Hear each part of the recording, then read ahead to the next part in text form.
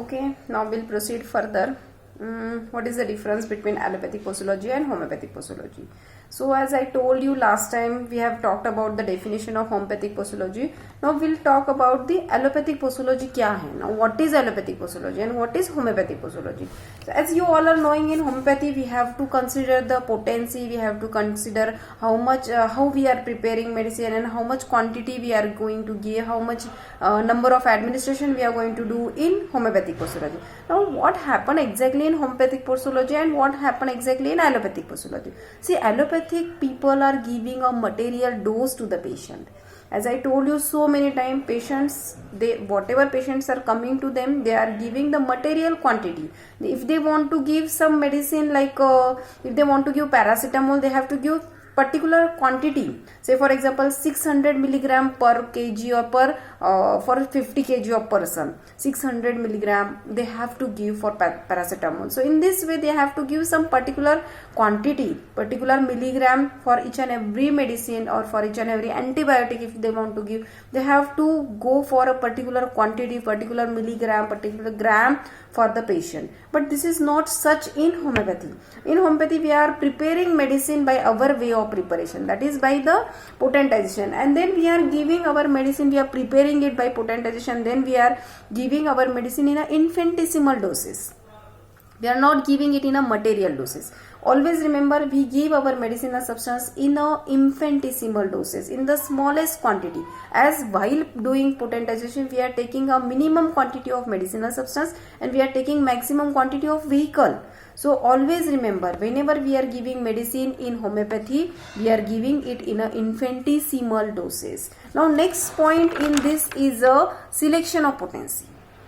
Now how to select potency? It is again the most important task in front of physician, especially homeopathic physician. See, whenever patient comes to us, we are giving them the medicinal substance, but which potency? See, selection of medicine is a very important thing. Whenever we are checking patient, we are taking the symptom and we are then deciding which medicine is similimum for this patient, and then we are deciding okay, this medicine is a similimum for this patient, and we are giving that similimum medicine to the patient. But after selection of that similimum, the next important task in front of homeopathic physician is selection of a potency.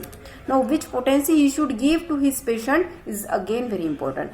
If you have selected a correct medicine but you have not given a correct potency, you may not get a favorable result. You may not get a proper result from your patient. So whenever patient come to you, you have to select similimum medicine. And second important thing, in which potency you should give your medicine is again second important job in the hands of physician, especially homeopathic physician. So selection of potency very important in posology as well as posology में सबसे important topic है selection of potency. So after selection of medicine, second important thing is the selection of potency. Now what are the types of potency?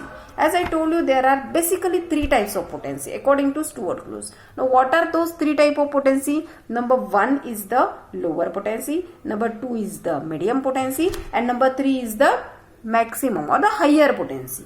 Now lower potency is considered from what? Up to first potency to 30th potency. 30. Okay, up to first to 30 potency is considered as a lower potency, and more than 30 up to 200 again the lower potency. But when we are giving 200 and more than 200 but less than 1m is the medium potency. So 200 and more than 200 but up to 1m. Okay, up 1m is the higher one. From 1m it starts a higher potency.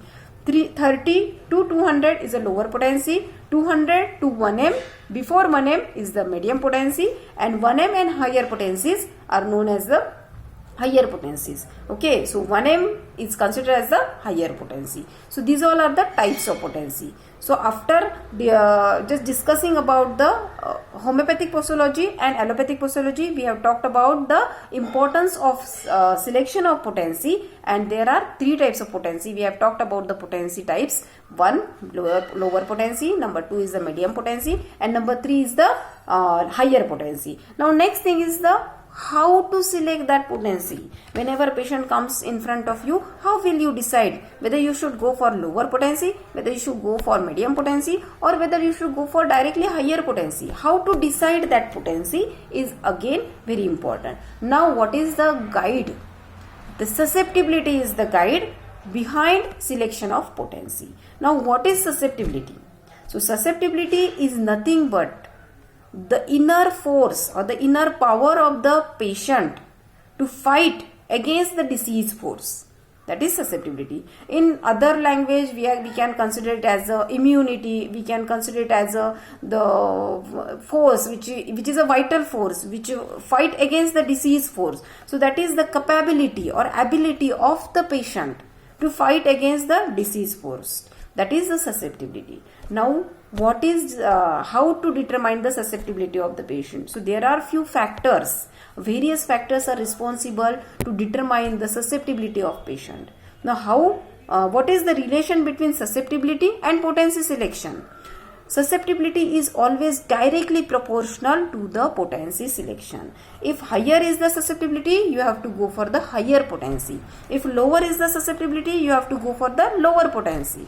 So, if the patient's susceptibility is higher, you have to give higher potency. And if the susceptibility of patient is lower, you have to go for lower potency. So, we'll stop here and we'll talk in the next video. Because what I have seen is whenever I am preparing videos, if it is for 15 to 20 minutes, the video goes slowly. Maybe it takes much more MB. So, that is why I am preparing small videos. So, we'll prepare smaller videos and you will get each and every topic of posology. Don't worry.